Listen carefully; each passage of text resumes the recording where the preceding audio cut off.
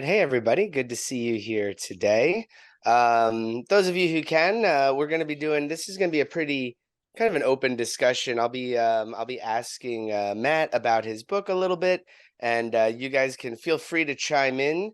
If you haven't read the book, it's about the recruiting crisis in the military right now, and it explores ideas around welcoming Gen Z into service where they are generally not signing up at the same rates as other generations had. And we are here. Of course, I'm Russell Midori from Military Veterans in Journalism, and I've read the book. I've finished reading it about a week ago, and I'll tell you, when we were first going to do this, it rescheduled. I think some of you might have signed up for the earlier one, but when I saw that we were getting this, and I really wanted a little bit more time because I wanted to read the book, and I'll tell you, it is awesome. It's really, really good book. Um, I really enjoyed it, and I really enjoyed what the author Matthew Weiss, who we have here on the call with us today. Hi, Matt. The author really took a lot of things that were both very factual, and then he also mixed in some of his own experiences in a way to contextualize that for his audiences. Without further ado, let me please welcome Matt Weiss. Please go ahead and introduce yourself, Matthew. Hello, everyone. I'm grateful to be here today, coming to you live 10,000 miles away from most of you in mainland USA here in Northern Australia, finishing up the end of a good 7-month-long deployment. Excited to talk about anything specifically this issue. I've obviously talked about it probably now hundreds of times, so happy to give any perspective and really ask any question. Look forward to having a great conversation. Yeah, I'll just lead it off, and if you guys want to jump in or raise your hand or put them in the chat, go ahead and do that. And so Matt, I'll just ask you first of all. So you're writing about your own generation here, and can you kind of describe what got you interested in this topic, and then how you kind of started going about researching it? Absolutely. So we've all heard the military recruiting crisis is an issue. We've seen I was watching all the major news channels. They would have discussions about this, but there would always be admirals and generals on TV. Nothing against them. I have great respect for my chain of command, and they have great ideas on military strategy. But I kept thinking these people were recruited 30 years ago, 20 years ago, and they're talking about the recruiting crisis now with my generation. So I felt that there had to be a Gen Z voice, right? I'm only 25. I had to give my generational voice to what's actually going on at the tactical ground level with 18-year-olds in high school and 22-year-olds in college, and where the big DoD is having that disconnect. And that's really why I wrote the book. I think that when you contextualize that you are a member of this generation and you give a little bit about your background, can you kind of share that a little bit with the audience for us?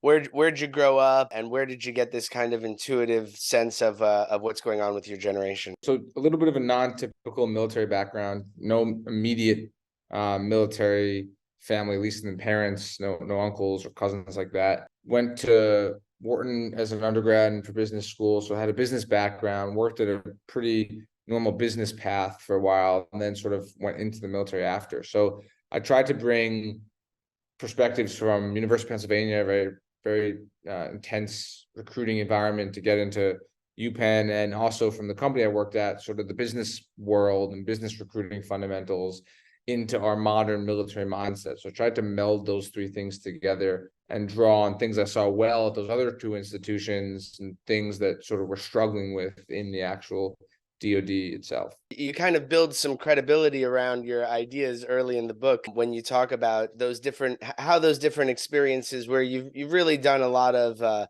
pretty impressive climbing in different hierarchies, and you address that during the book when you talk about Gen Z and the way that they kind of understand hierarchies. And I believe you kind of proposed the idea, which I thought was pretty good, because and this is kind of what happens when you compare generations, is that you end up stumbling onto just some kind of good human insights as well, I think. Sometimes I think in the book you made a lot of the difference between, you know, the search for meaning versus the search for a career, or the, you know, the search for a job. And I wonder if you can talk a little bit about millennials and their kind of, you know, their desire to fulfill a calling. I'll answer with 2 points. One on the macro one, right? When you're analyzing anything as large as a generation like this, right? There's data, and then you have to combine that with anecdotal insight, right? Because it's very hard to say, oh, based on this survey, every Gen Zer feels this. Because frankly, when you're trying to feel, again, the pulse of a generation, it's coming through in a lot of things rather than just like one phone call survey that says, Gen Z is less patriotic than another generation, which is not true anyway. So you're absolutely right. Like trying to actually piece together these insights from sort of the social environment of our generation is an interesting task. So specifically, I'll start with you mentioned millennials, a breakdown between Gen Z and millennials, and then I'll answer the calling question. So one of the insights that I had was Gen Z is actually a very competitive generation. Millennials get the trope that everyone gets a trophy. You get a participation trophy for showing up to soccer practice, right? And sort of poo-pooed against millennials for a while. Gen Z is different. Gen Z, we grew up with the social media. We grew up with basically the iPhone in our hands at a very young age, right? Not middle school or high school, sometimes elementary school, we were given these devices and these accounts. We intuitively know on Instagram, on Facebook, if someone posts and our friend gets more posts than us, who has more likes, who has more comments, right? It's almost an instant social competition, right? From day one, basically. And we're very understanding of that competition. Again, it's not always antagonistic, like, oh, John got more likes than me, I don't like him. But we understand, like, hey, this content got more positive views than this content, right? Or more negative views. So we get that competition. I think our generation, and I can describe the 3 historical events that shaped the generation, but our generation understands competition, and we sort of strive to compete in many ways. And that's something we're actually looking for.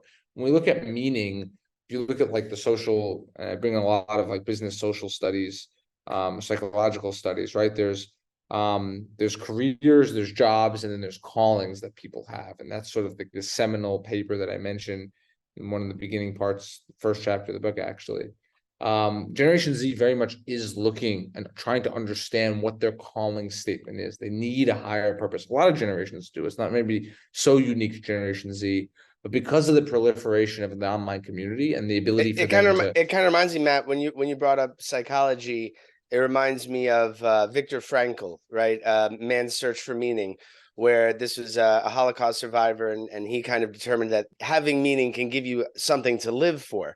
And this kind of compared to maybe like Freud, who was always like focused on people's search for desire, or Nietzsche, who had other ideas and stuff. But fulfilling the meaning is the thing that you also talked about when they come home now, especially during COVID and stuff, and they're spending more time with these older generations, and how their rethink also brought them about to rethink how meaning affects their career. Absolutely, 100%. The great rethink is that it was described when a lot of people, quiet quit or changed their jobs due to COVID. Gen Z is also sitting around the dinner table and thinking, well, what do I want to do with the rest of my life? What am I gonna actually go and find meaning in, right? And Gen Z is struggling, frankly. We take this directly to the military. It's struggling to associate the military with that meaning. In the past, World War II times, everyone could see the meaning. Now we're sort of struggling very much. And this is where I talk about in the book, to instantly associate, hey, joining the military is that meaningful experience that's sort of gotten away. And that's something that I think we need to build back. I really like, now you had your proposal here. It really appealed to me too. And this is why I said, I mean, these things might be less generational than your book presents too, and kind of just some generally good recruiting ideas and practices. Because really, when you look at Generation Z, everything that they have has been kind of gamified, right? And so you've often written about in the book about going to people who have done these kinds of things to, going to those industries that have grown as a result of these new technologies and looking at the ways that they are recruiting, and how even the company that you worked for in the past, it's like they've got too many Gen Zers applying, right? Yeah, you want to describe some of that a little bit? Yeah, absolutely. So I think there's two main points. One of the points is everyone being a recruiter mindset. That's essential. That's one of my biggest recommendations. I've had a bunch of calls with generals and DoD policymakers now. It's that in those smaller organizations or in most private organizations, you're either incentivized via pay or just culturally to bring in other people. I knew at my company, I was literally incentivized if I brought in another engineer or something. But it was like, hey, to grow this, you're going to have to bring your friends from college, bring your people over to actually grow this. In the military, because we're so big, we have massive recruiting commands, which is great. They do a good job, or they're trying to do a good job, but I'm not incentivized or I don't have a recruiter mindset. My Marines here don't have a recruiter mindset. So we need to permeate amongst all Gen Z service members. Hey, you joined. One of your duties is to actually bring other people in. Go back to your high school, have 1 hour phone call a week. Like, a 1 hour phone call a year, have a sort of a mandatory rule or statute where, hey, you can bring people in. That's a super important shift. I think that will go very far. That exists in the private world that doesn't exist in uniform, and that's something that we can do. That's one example. There's a few. Some of the research or some of the insights that your research brought you to helped kind of identify juxtapositions between old ways of getting information and new ways of getting information.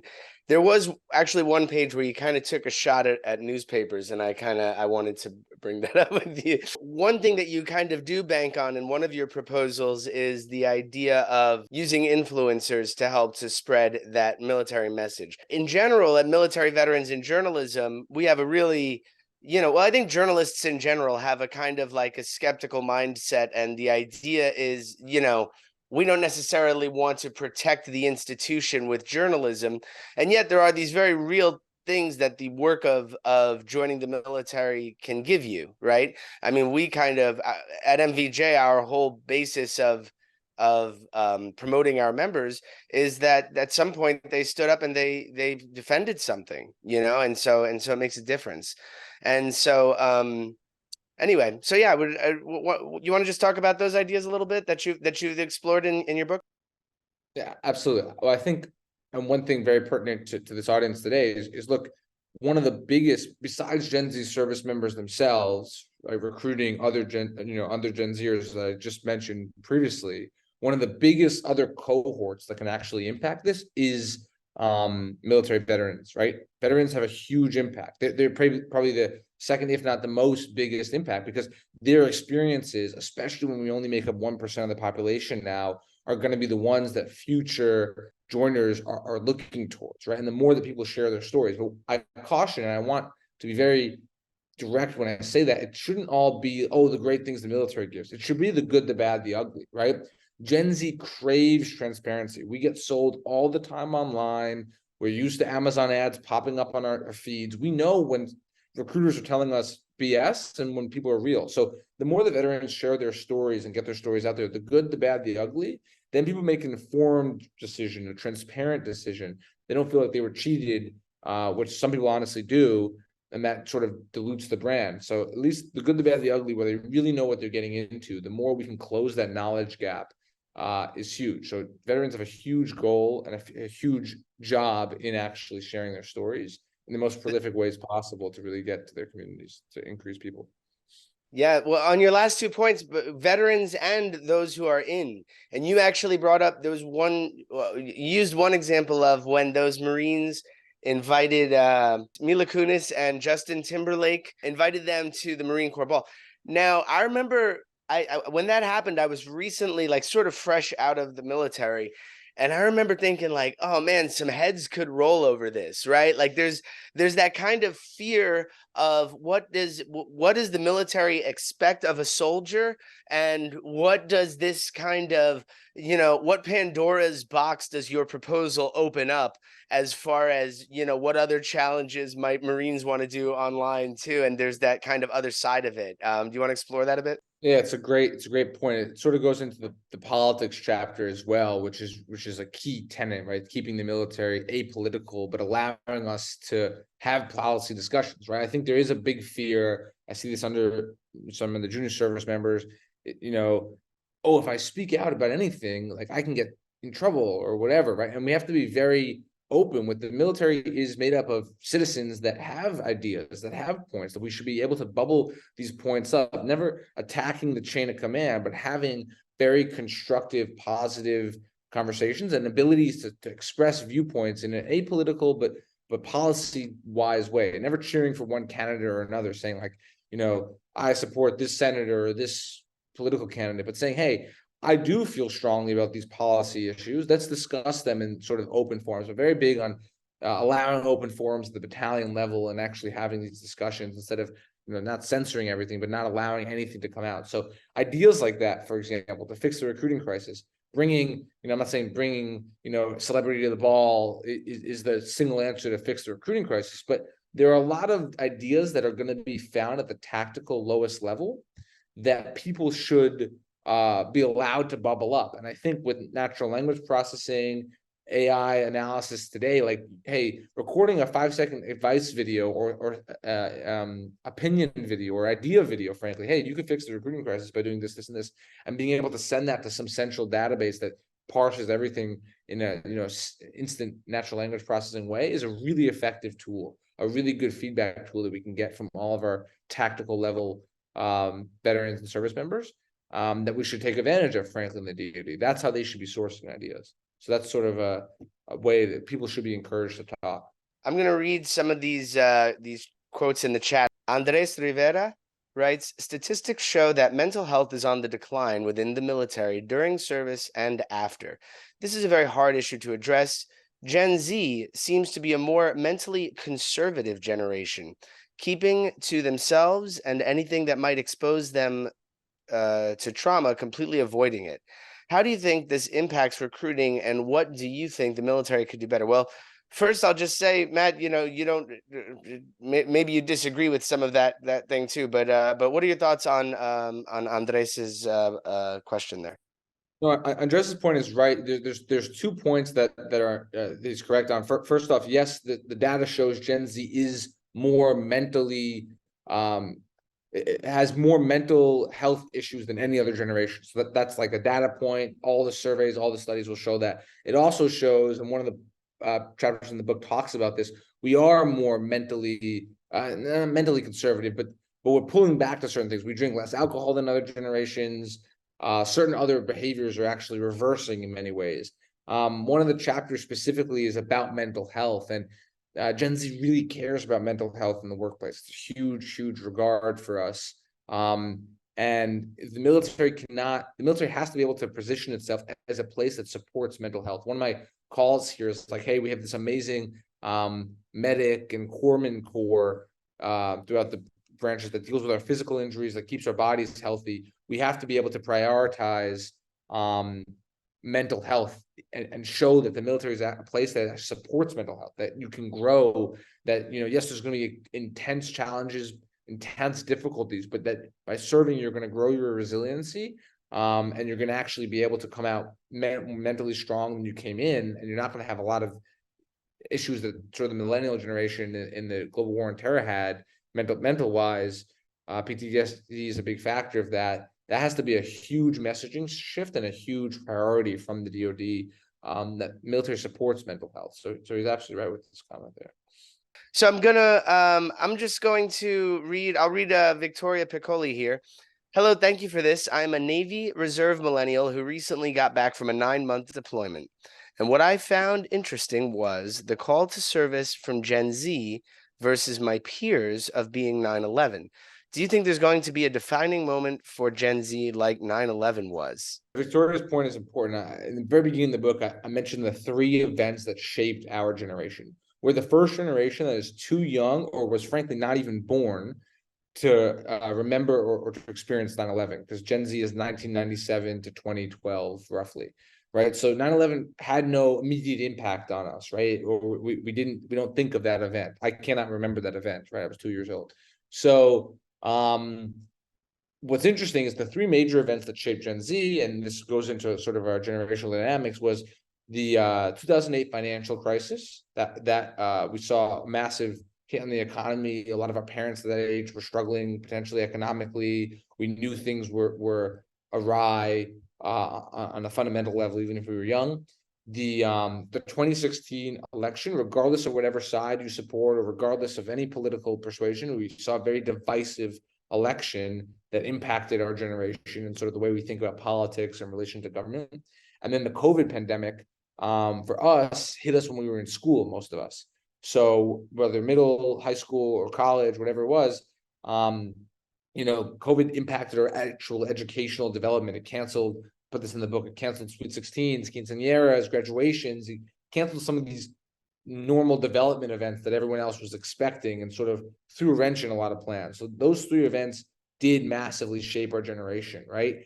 And that shapes our view of service. We did not have a major military event that propelled us to go into service. And there is an issue, or there is a lack of connectivity there between, what's shaping our generation and, okay, there's a big military event that's going to put us all together. I don't think there's going to be, obviously, we hope there's never 9/11 like event again, but I think we need to be able to shift with whatever our generation's catalysts were to how still service in the military fills that need to actually have purpose, to serve, to do things. And you can make that connection again with proper messaging. Well, those major events that this, and by the way, millennials felt those events too, but it wasn't so formative for them, perhaps, right? I wonder if you have any thoughts about, well, I'll tell you this from someone who does remember 9/11. Like, there was this, I was in 11th grade when it happened, and I remember there was this, amazing sense of togetherness that happened for about 2 years after 9/11. It was almost maybe a mask too for a lot of the disunity that took place in in America in general. But at the same time, and here it was coming at the edge of the 90s, which was, it almost kind of like delayed the political environment that we have now. I feel like, where, at the end of the 90s, it was the most contentious time with impeachments and stuff like that. And then 9/11 happened, and it just kind of like, it reframed everything, and everything was 9/11 for 2 years, and everything was about togetherness and strength. And so whatever happened after that, there was still this kind of like foundation of just, we're all in this together, this, this feeling of that I feel like the Gen Z population, the Gen Z, generation doesn't have. Because even like you said, like when they are appealing to influencers and stuff, they're not looking for who does the biggest stuff. They're looking for the one person that they kind of can be influenced by, right? And it's a lot more individual. There's a lot less of the kind of the collective us, and a lot more on the individual drive. Yeah, so one of the major selling points, I think this is like the branding point. This is exactly what I said was, Gen Z is struggling mental health, whatever, has a sort of a loneliness issue as well. The military, unlike any other organization, any other place, is the world's greatest physical social network. For a generation that loves social networks, right? The bonds that you make, and I'm sure you all have experienced this, right? With the peers that you're serving with are unlike any other work colleague bonds, right? You're just genuinely tighter. And I think the more that we can message that, I literally said this to a key secretary in the Pentagon, was like, the more we can message that we are the world's greatest physical social network, that it fills that need that Gen Z has, frankly, for connection, for bonding, for a tribe, so to speak, in a very, disparate world. that's a key way to boost recruiting and to be able to sort of impact this. So I think, again, the world's greatest physical social network is a good pitch, and it sort of hits on exactly what you're saying. Having those key connectivity bonds is something the military offers that no other place offers. Okay, let me go to Hugo Lentz from Rally Point. When you mention incentivization for recruiting, does that require material incentives like money or bonuses or promotion points, or can it be less material and more mental/emotional? One of my big constraints in the book was like, I refused to allow myself to say, just put more money on everything, because if you put more money, like, there's a way to solve recruiting, right? Just add more money to all my initiatives and whatever. Frankly, we don't have money, right? The country's in tough fiscal times. The DoD, frankly, doesn't have money to spend. So while yes, bonuses, the Army came out with like a recruiting ribbon. You can get a ribbon if you convince someone to join. Like there are all those material sort of points that you can give, but that's not necessarily what I'm calling for. What I'm really calling for is sort of the actual cultural change, or the order mandate that we have to feel the burden of recruiting ourselves, right? Like, I'm literally serving with someone that my life could be in their hands, right? But I had no impact on saying who joined, right? I know there are people from my high school that I would have loved to have in the military, would be great in the military, right? But there was never a cultural commonality or cultural thinking that, hey, like, you should be recruiting people from high school and such, right? Or just having one call a week. So I think the one call a year mandate to come from top down, that every commander says, hey, if you're a Gen Z service member, just like you do, your yearly training, tobacco cessation training online, like, do your one call back home a year, have a call with one kid you think could be possibly interested in the military. That would be a very effective way. It's not money, it's not promotion, it's not anything, it's not material at all. It's sort of a cultural shift that we take the burden of our institution, the future of our institution, and we feel that amongst ourselves. That's interesting. I'll tell you, when I was getting recruited myself, I spoke to people who were not recruiters, and that was a much more compelling argument for me. That I was like, oh, here's a person who doesn't have a job of recruiting me.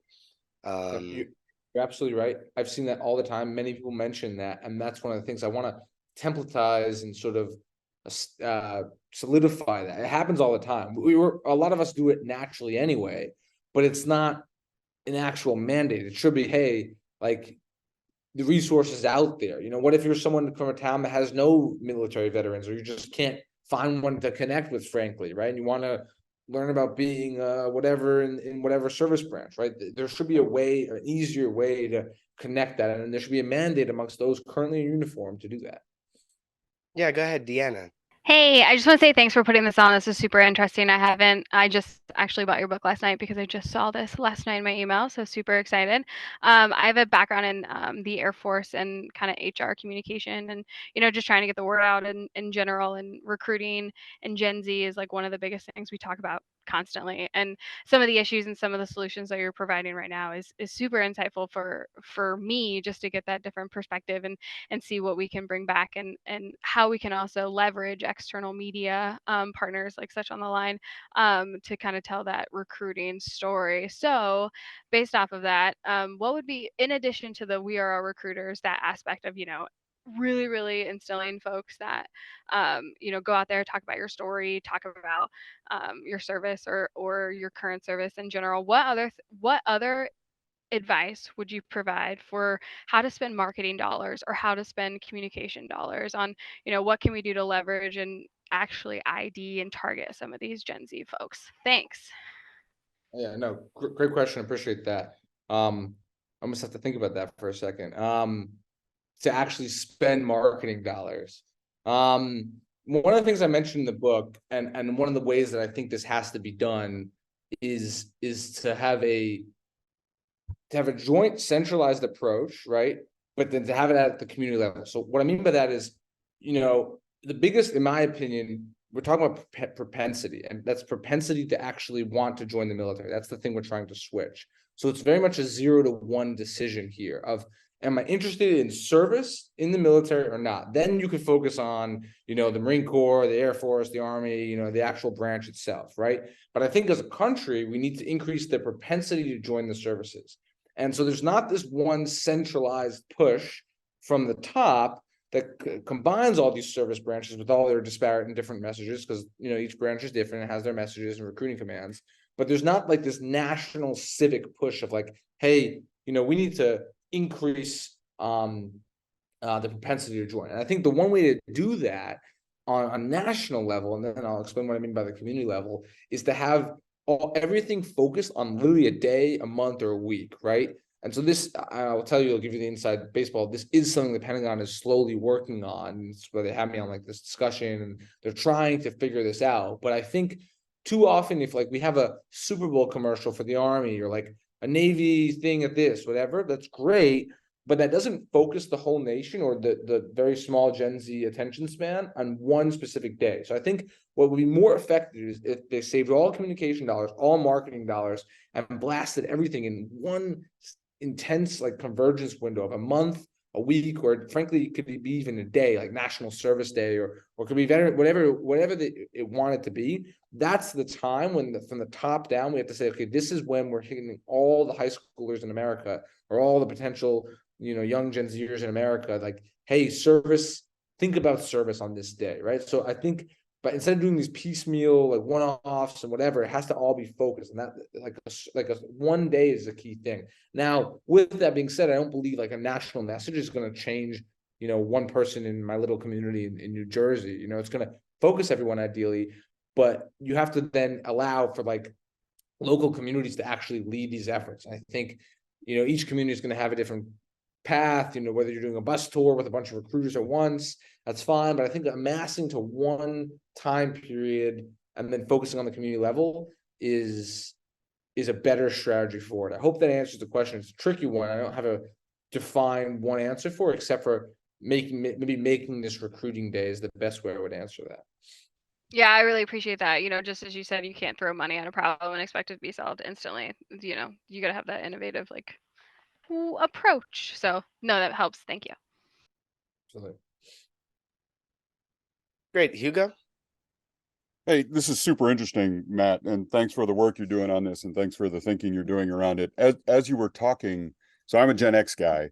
As you were talking, like the transparency that you were talking about, I couldn't help but think that we at Gen I had some of those same challenges. So I guess my question is, are we that different, or are the communication channels different? So the ability for somebody to reach out to Mila Kunis and say, hey, you want to come to the Marine Corps Ball is way easier now than it was in 1995, when you couldn't DM somebody. So I just wonder if the communication channels and the bombardment, in my opinion, that Gen Z is experiencing, it kind of has the same experiences that other generations have had, just on steroids. What's your thinking about that? What have when you talk to Gen Xers, what have they said? Absolutely. So there's 3 points I want to make in response to that, because I think there's 3 insights there. So one, Christine Wormuth, the Secretary of the Army, right? And you can listen to her speaking. Like, she thinks this is one of the most important issues around, right? Like literally the most important issue. It's one of her top things is Army recruiting, because we know the Army is currently suffering the most. So one of the things she says, she mentions 3 gaps. It's identity, knowledge, and trust. Those are the gaps that we have. Does Gen Z see themselves in the military? That's identity. Do they know what the military life is like, right? And then trust. Do they trust the actual military, right? We see in a lot of polling, trust in American institutions is down amongst our generation, amongst a lot of generations, but it's down farther now than really it has been in recent history. Military still polls as the most, around 51 to 60%, still the most trusted institution in the country, right? Compared to other institutions, that's great, but it's down relatively to where it used to be like 80% or so. So when we look at, that's a point. So point number one. Now, when we look at actual communication, sorry, can I just mention on that also, Matt? That poll is also measuring how much do people trust the military not how much do I trust the military to, you know, not haze me, to not assault me, to not, you know what I mean? There's a whole nother angle of trust that the recruit is considering. You're absolutely right, absolutely correct, and that's key nuance point. And one of my biggest like calls to all of this is, hey, we need to have these nuanced conversations instead of just this broad one. So to get back to the question about the communication channels, you're absolutely right, and I think the communication channels, like I said, they'll cut both ways. That we could either take advantage of this or we could fall behind this. So it's going to cut in the way that, yes, if I'm a kid in high school somewhere, right, and I just found out that my friend got hazed in boot camp, or that his recruiter lied to him and he's having a miserable time and he didn't get the MOS he wants, that's going to get back to me on Facebook, Instagram, or text in like 2 days. And maybe I was in the recruiting office and like a week later I'm gone, right? So I think, Hugo, to answer your question on that, like, yeah, that's the negative side of it. At the same time, and this is where I went back with like the whole NLP approach of like, the military itself can utilize the fact that we can communicate so much easier, right? And get those tactical level answers and tactical level solutions up to command a lot faster, right? One of the biggest business lessons I had in school, this famous CEO came and spoke to us, and she said, her quote was, the people that are at the closest part of the problem have the best solutions to it. So she's the CEO of one of the big fast food chains. And she said, first 30 days on the job, CEO making millions of dollars, she would work in the fast food chain because she could see it. Hey, the fry cook isn't able to move the fries fast enough, or the server can't do this. And she'd come up with all these solutions from that. And so I think, look, General Washington would have loved if he could read 1,000 letters from all of his, privates running around during the revolution. We can't do that. But if 1,000 PFCs here in the Marine Corps or any institution made videos saying these barracks are terrible, or you could do this, and this to make us make a positive change, that all got sucked into some central database. It was NLP analyzed, so you don't have to sit there watching thousands of hours of videos. Then you can tease out some of these things and actually communicate these ideas up. So I think we could take advantage of that if we actually lean in and are forward thinking on that.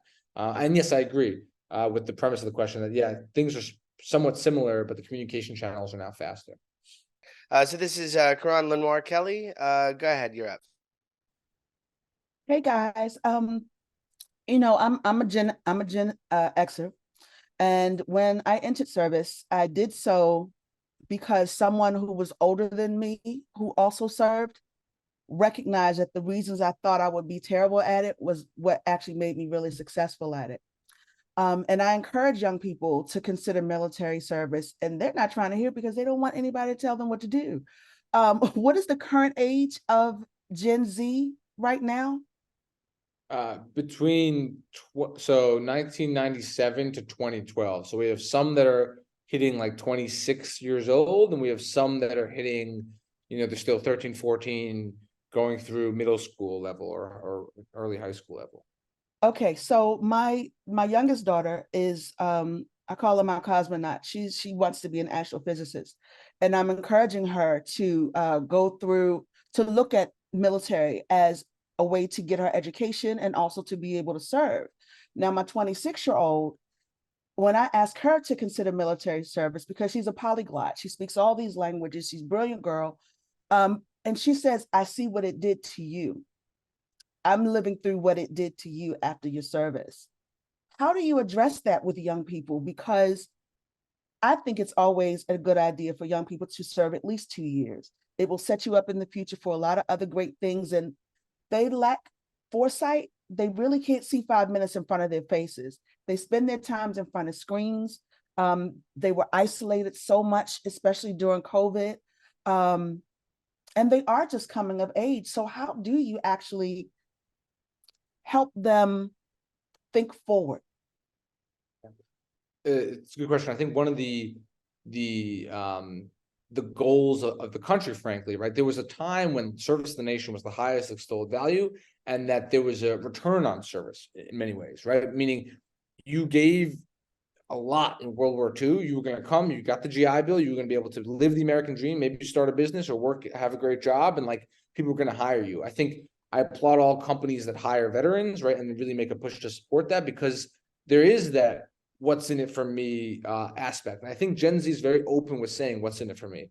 On national TV, they asked me, like, why did you join? And I was very open. I said, listen, I joined for a few reasons. I had the patriotic call personally, but I also had the insight, like, this is an investment in my career. I believe that doing this in this specific job is going to be the single best leadership factory, because the military is the single best leadership factory out of any place that I could possibly work. And I was very open with that. I think as a society, one of the things that we have to push and be okay with is we're okay with people joining for their own, I don't want to say selfish gain, but their own what's in it for me reason, right? I joined, someone says I joined because of the college benefits. I joined because it was the best job that I could find at the time. I joined because of the camaraderie, whatever it is. Like, we have to be open to accepting for those various reasons. Now, when you're actually pitching a young person and actually trying to show exactly, like, not 2 minutes in front of you, I think there's two things. One, there's the regret minimization theory that Jeff Bezos used to start Amazon, and saying, listen,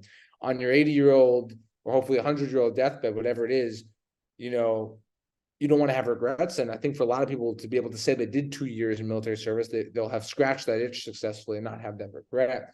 But allowing them to see that society, still a large parts of it, will support service, will reward you on the back end, the skills you'll come out with, the bonds more than anything, that is a way to truly benefit yourself and invest in yourself, even if you're giving back and frankly giving up a lot. You're moving to another part of the country, you're going to hard boot camp, you're probably doing some very difficult stuff.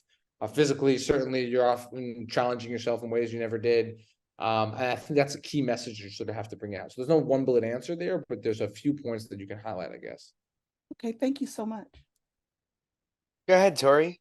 Hi, Matt. I'm Tori. I am a former public affairs specialist from the Air Force, and I am a current journalism student at the University of Maryland.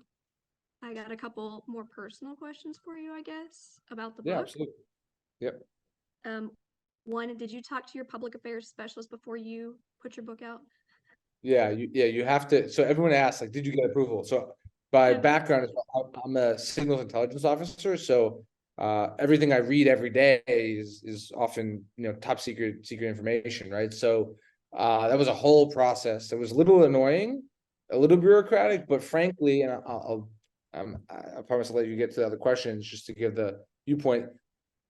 Command has been very encouraged by this and is very, very supportive of this, because the book is not bashing them, right? And saying this is the worst thing we did. Obviously, I'm not revealing any classified information. My mother could have written this book just like I could. It's all public thought. It's just analysis by me, right?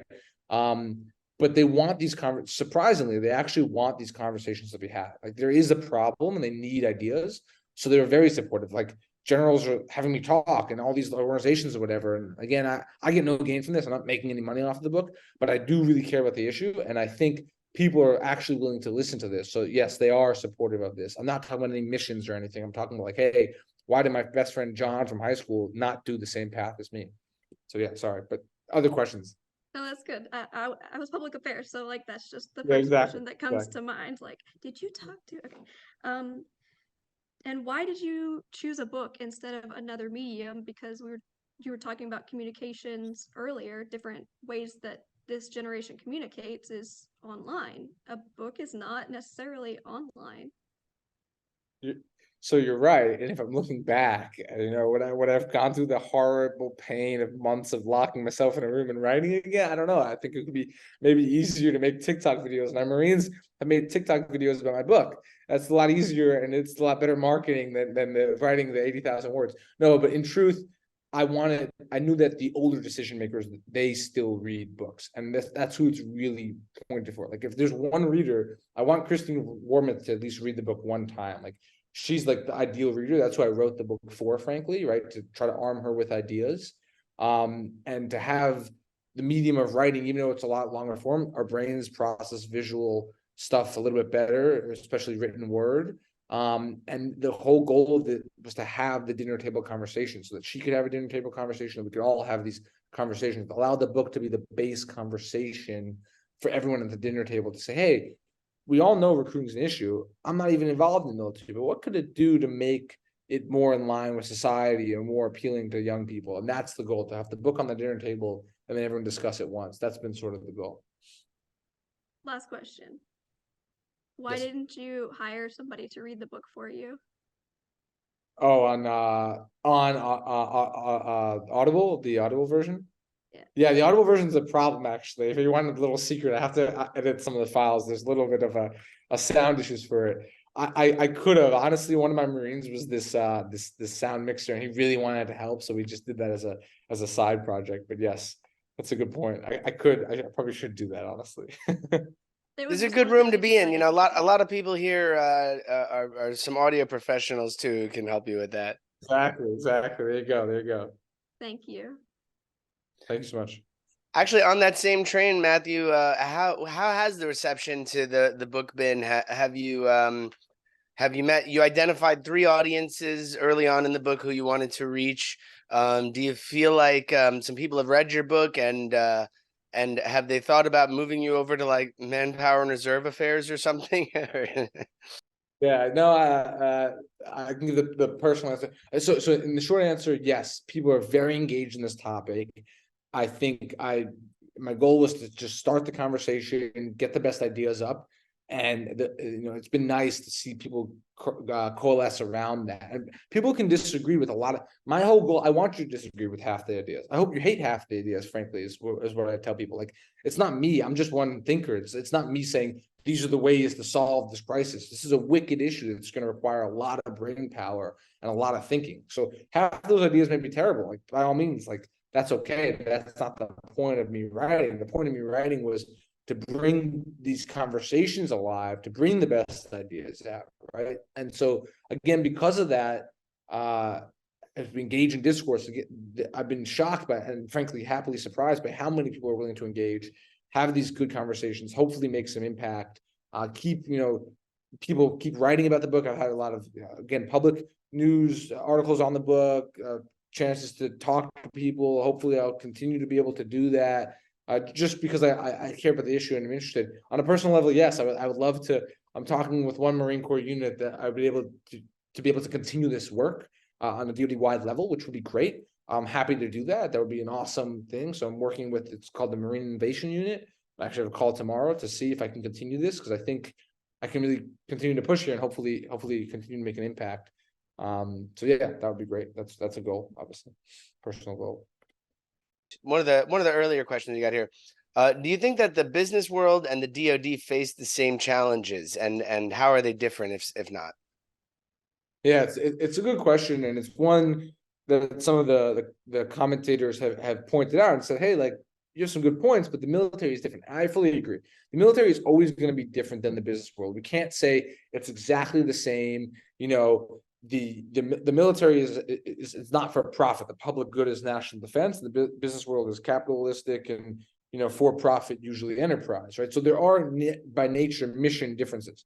The point that I want to point out, or the thing that I want to point out is the business world, though, is seen as, at least in society now, the leader of innovation, the leader of oftentimes the leader of thought leadership in many other aspects, right? Whereas, I mean, just look at technology alone, right? In the 1940s, it was all government DoD run. Now, contractors themselves, private companies are the ones that sort of lead on defense technology and frankly, all technology. So one of the arguments of the book is that the business world has sort of surpassed government and DoD thinking in many ways, and some of these forward-leaning ideas. And so we have to be able to pull from that to not level the playing field, but to pull from that, right? I mean, again, we'd be foolish in the military to think to not pull from all the resources and sectors and industries in society. So when businesses are doing great in certain aspects, like, why not? Again, the biggest answer is the company I worked for, right? We were literally turning people away by the droves, right? There are certain, look at Amazon. I mean, Amazon is turning people away by the droves. There's part of that potentially could be, paying whatever, but there's part of that because there's a mission alignment and all these other things. And so because of that, I think it's important to pull from them and see, hey, what are they doing right? Can we copy some of those things, some of those ideas? Yeah, go ahead, Amin. Thank you. Sorry, I came a little bit late to this, but I would love to take it up. I'm just wondering, two-part question, like the impact of the ongoing conflict right now on and how Generation Z has broke away from everyone else, millennials as well, on recruitment, and also like, have you looked into like people who are adjacent to military, like essential critical contractors, like interpreters, and how does that play with Gen Z and just their recruitment? Thanks. Yeah, so I mean, great question. If you want to know the short answer of, let's look at a few adjacencies. So there's adjacencies in police forces that are similar, right? There's adjacencies in other volunteer organizations.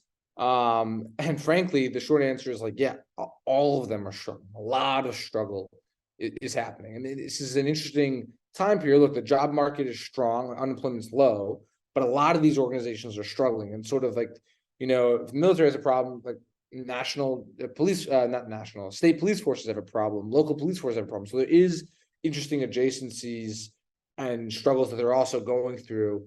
But at the same time, you know, I think we, being veterans, military focused, like, you're going to have to pick your battle somewhere and say, listen, if there's one organization that's going to need people, I'd at least hope that the DoD is well staffed, right? You know, you can worry about other things in other ways, but see innovative things they're doing. And I had talks with other agencies, like police force have called me and had me talk about similar issues, because it is a Gen Z problem. But I'm focused, you know, frankly, only DoD, and that's the thing. And then conflict, are you referring specifically to current world conflict, Ukraine, Russia, or, you know, Israel, Gaza conflict specifically, like, you know, world events, basically? I think That's that. Sorry. Yeah, go.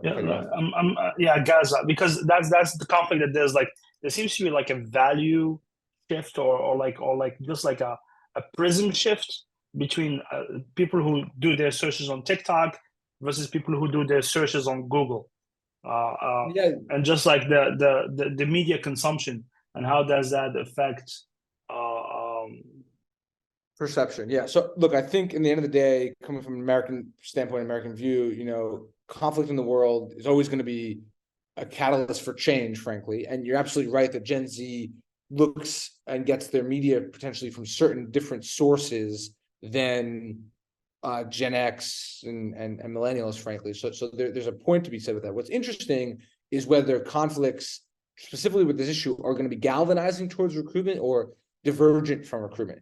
So the Afghanistan withdrawal, frankly, right, was divergent from recruitment, right? People weren't saying, oh, look at this, like, now I'm going to go join the military, versus 9/11, where it's like there's a massive surge. I mean, the easiest day to be recruited in the US in the military was the day after 9/11, as terrible as that is, right? So each conflict is going to have, and America's, frankly, performance in each and the stance on each is going to have different effects.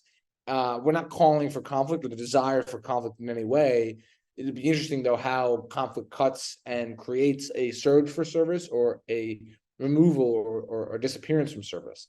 But we can't control conflict. We can control the messaging and the ability around it. You know, I'll add one caveat point. Like, hey, the environmental, and this is a chapter in the book, the environment is a factor. Gen Z cares deeply about the environment.